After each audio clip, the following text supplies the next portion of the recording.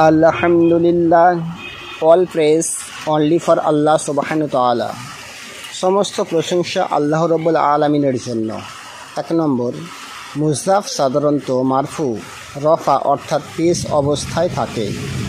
এক্ষেত্রে মুযযাফের পূর্বে যদি কোনো আমিল না থাকে, আমিল মানে হরকত প্রদানকারী কোনো বিশেষ্য পদ বা কোনো হরফ বা কোনো ফেল।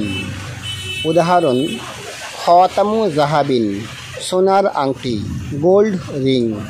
2 নম্বর, মুযযাফ যখন বাক্যের মধ্যে ফাইল হিসাবে থাকবে সেক্ষেত্রে রফা মারফু অর্থাৎ পেশ অবস্থায় থাকবে।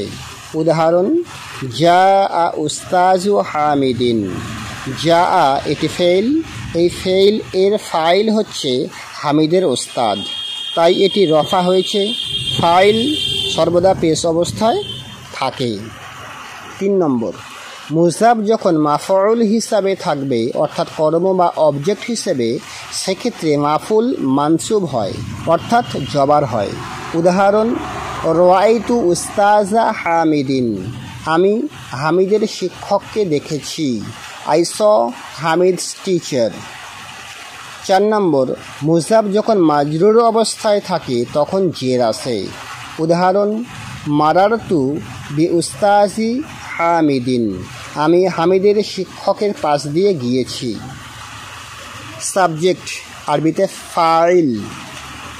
ভার্বকে বা ফেইলকে কে বা কারা দিয়ে প্রশ্ন করলে যে উত্তর পাওয়া যায় তাকে সাবজেক্ট আরবিতে ফাইল বলে।